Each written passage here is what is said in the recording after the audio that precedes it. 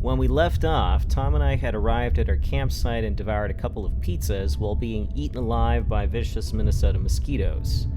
We awoke to the prospect of, well, having to ride 167 miles home, so we packed up and headed off for part 2 of our adventure. Our one solitary moment of hike-a-bike for the day. Get it over with. Yeah, no tour is complete without some hike-a-bike. So we're starting at mile 140.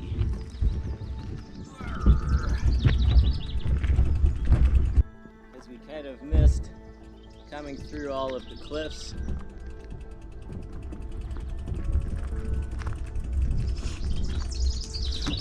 But somehow, I just don't feel like checking it out. Do you? No. We concluded our ride yesterday with a lovely 10 miles of downhill cruising. That meant we got to start our day with 10 miles of uphill back through the cliff outcroppings. While most of the Munger Trail is on abandoned railbed, there's still some active section of rail line that runs from Gary, New Duluth up to Virginia and the Iron Range. This particular line runs across the border to the shipping yards in Superior, Wisconsin. If you'll recall, Tom and I rode through Jay Cook State Park near sunset the previous day. Now we got to start our day passing through the peaceful forest.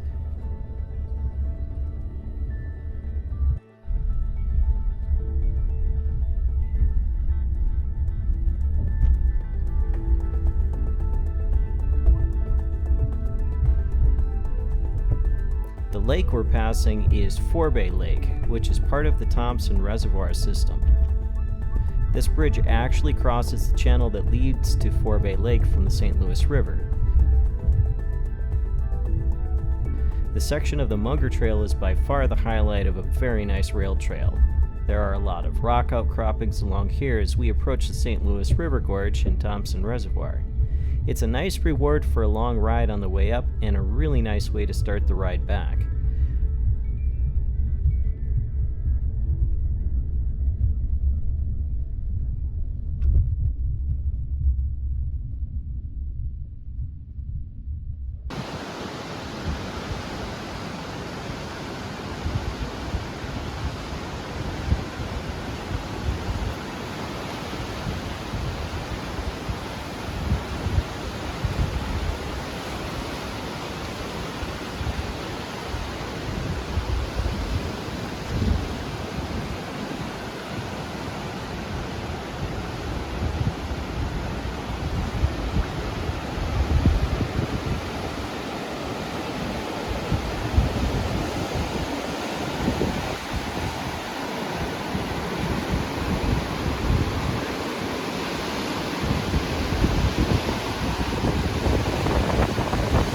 Thompson Dam is actually the largest hydroelectric facility in Minnesota and was completed in 1907. Railroad tracks were built into the generator floor to allow for installation and maintenance of the equipment. This is also a popular kayaking area. Unfortunately, the water has been contaminated by industrial runoff prior to modern environmental regulations. There's a project underway to remove contaminants using pelletized powder activated carbon in a portion of the 330-acre reservoir.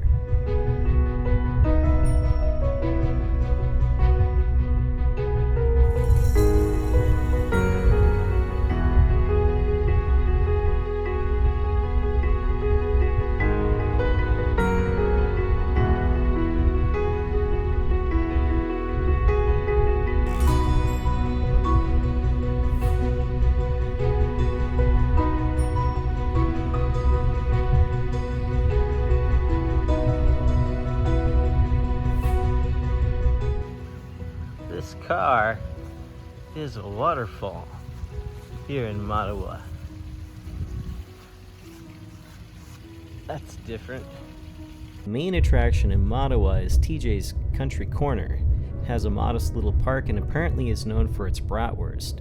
There's a whole website and everything about it. Hitchhiker. Surprised we haven't picked up more stuff with all the crap on the trail.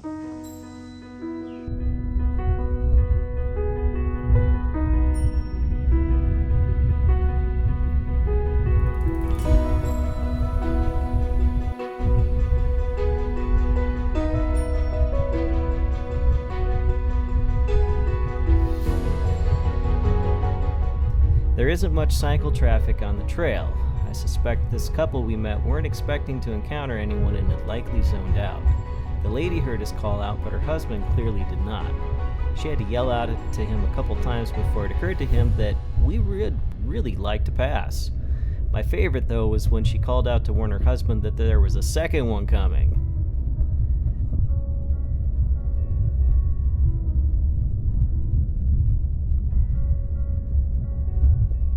Past Mahtowa, we skirted the outside of Barnum, home to the Carleton County Fair, and then, after more quiet woods, arrived at the relatively bustling town of Moose Lake. I'd say something interesting about Moose Lake, but even their town website offers no interesting information. There is, however, a state park here which I think has camping.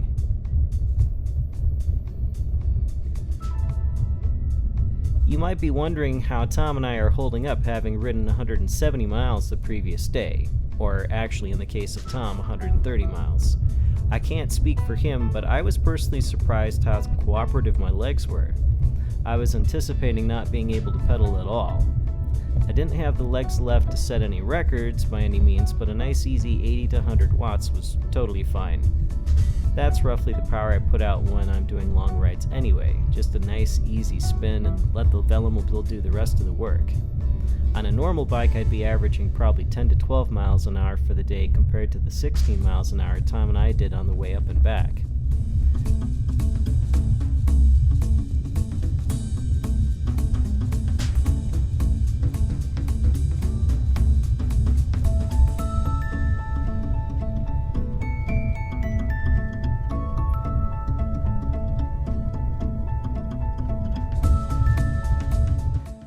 Willow River has a nice little park and a neat train mural. We stopped here for some photos and a bathroom break and snack. That's about all there is to do in Willow River besides, well, the actual Willow River.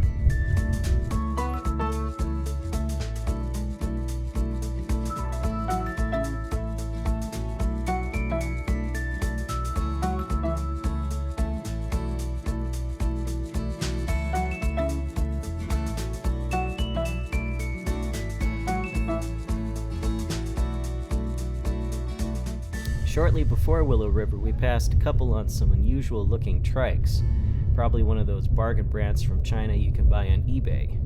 Not long after Willow River, after having stopped for a rest, we passed them a second time. They were having a very nice easy spin. We now enter the cruising montage section of the video. Please enjoy these bucolic scenes because I have nothing interesting to say about this part.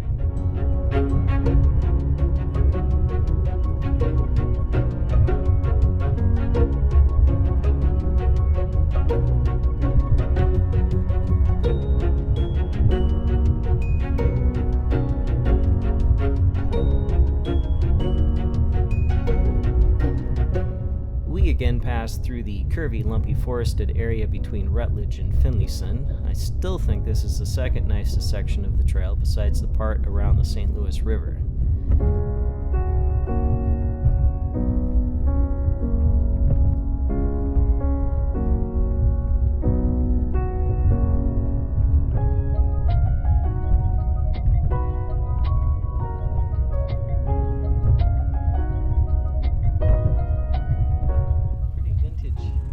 Sweatshirt she's got on there. Then once again through Finlayson, where there's a gas station for supplies and a restroom. By this stage, our zeal for aggressive acceleration had long since deserted us. Lucky for us, Velomobiles get back up to a comfortable 15 to 20 mile an hour cruising speed pretty quickly on a flat rail trail. Normally most of my riding is on roads. The trails in the cities where I live are pretty busy with walkers, families out for rides, or people walking their dogs. It's not the best place to ride if you want to exploit the speed of a Velomobile. These more remote and little-used rail trails are a pleasure to ride. Other trail users are few and far between, and you can relax and just enjoy a quiet ride away from traffic and some very peaceful scenery. Some of the rail trails in the state can be monotonous, but the Munger Trail has just enough variation to be interesting.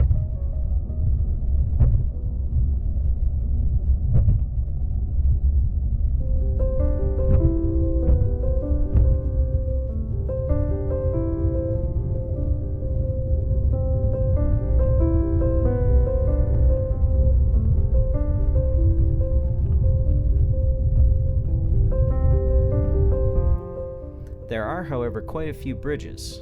Unfortunately, the Munger Trail is open to snowmobiles in the winter. That means the conditions of the bridges show some pretty hard use. Points for attempting to repair the surface, but plywood doesn't really bring me a great deal of confidence.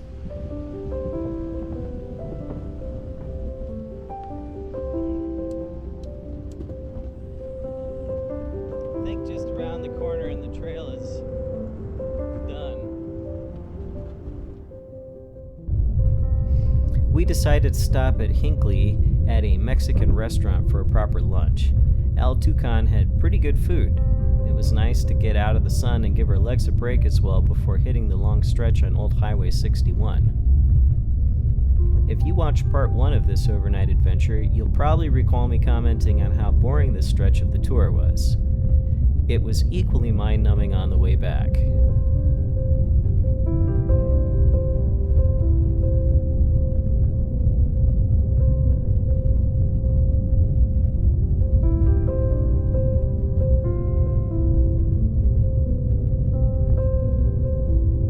There's no shade, not a lot of traffic, and mostly just open bogs and some trees to look at for about 30 miles. To help alleviate your boredom, here's a little bit of info on what I packed and how I fit it in my bulk. And I'm going to show you what I'm going to take with, because people want to know sometimes how much cargo capacity does a bulk really have. So here's my equipment. I've got a tent. It's a 2-man tent because Tom and I are going to share a tent. Raincoat, and I've got the tent poles out separately because Tom and I are going to split the weight of the tent and the poles so we don't have quite so much weight in there. I've got my sleeping bag and a change of clothes, a new air mattress which is heavier and larger than I'd really like, but I don't camp very often. I didn't want to spend a ton of money on it. And of course my tools that I always carry, and my spares, and first aid kit. We're gonna eat out, so we don't really need to carry with cooking utensils. All right, everything's packed in. Up here in the front is my sleeping pad, and I ended up putting the first aid kit up there. Tent, clothes, tools, my coat, and then lots and lots of room for my food.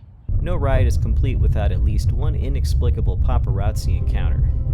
It appears Pine City residents seem to be especially curious compared to their neighbors in the other communities.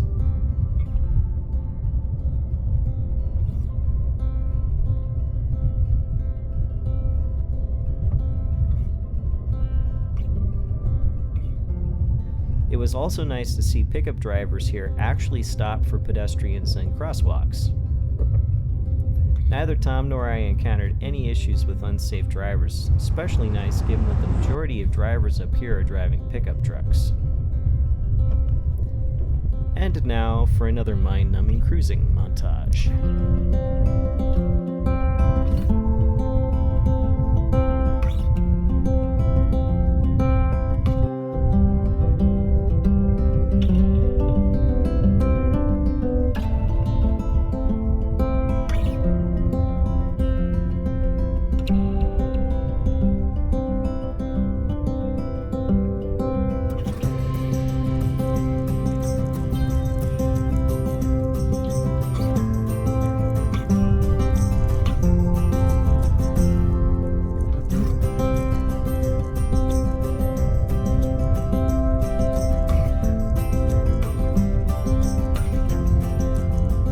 Finally, the 30 miles of boredom were over and we arrived back in North Branch. This was the end of the line for riding with Tom. From here, he headed to Chipotle for a burrito to replenish his energy reserves for the remaining ride home. Me? I had another 40 or so miles to go, so snacks would have to suffice. The Sunrise Prairie and Hardwood Creek trails were fast moving on the way up, so I totally expected them to be slower on the way back. To my pleasant surprise, it turns out both trails roll fast in both directions. Given that I arrived at the trails around 5 p.m. and still had at least 40 miles or so to go, this was a really good thing.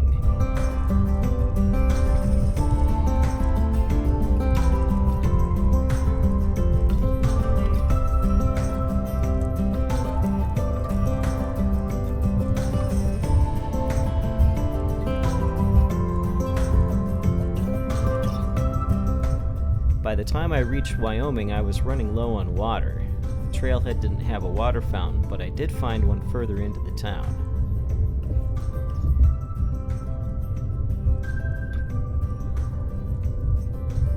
I also spotted a fox hanging out by a workshop, which is a little unexpected in a residential area.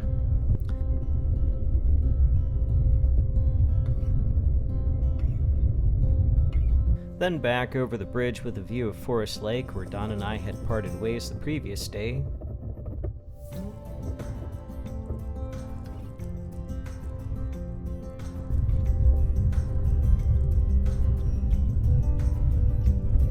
And on into Hugo, where we stopped at a Subway sandwich stop.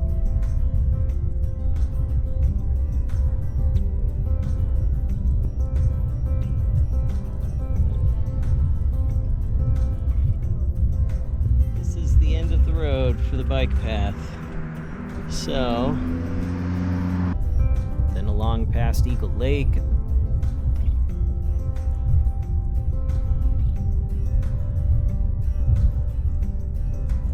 Stretch of some of the worst pavement I've ever seen.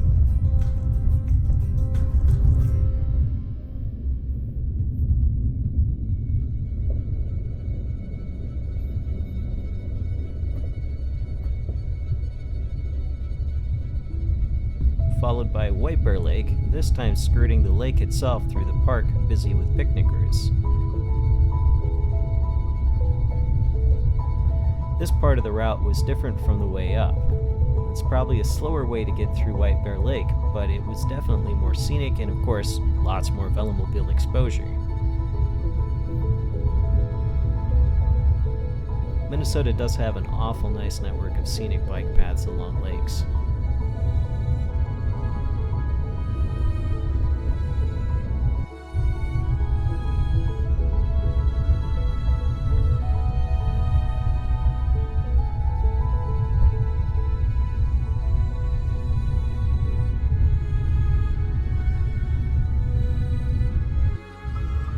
I've no idea what lake this one is, but I am now on to the route I used the last time I was through here, and somewhere along here I'm going to meet up again with Don, who will guide me through St. Paul. Frankly, I needed the extra incentive at this point because my legs were definitely getting tired. It didn't take Don and his fresh legs long to find a hill to drop me on. He's up there somewhere far ahead.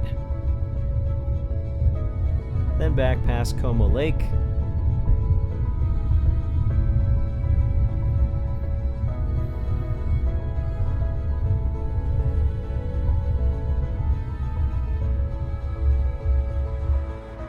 Across St. Paul to the river and the Lake Street Bridge.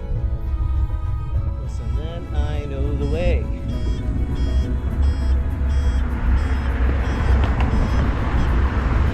Even a bike lane. So say hello to the Mississippi River if you can see it.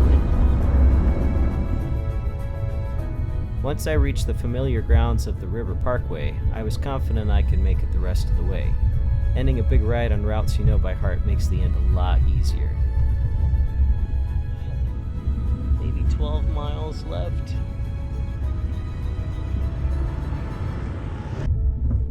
Just a little over 167 miles and I have arrived back home, and there's still just a little bit of daylight.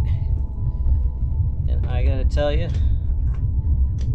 I feel pretty darn proud of myself for that, because that is by far the most miles I've ever ridden in a day, and certainly the most in consecutive days. So I rode in 2 days what I normally ride in about 3 weeks, and I can still pedal.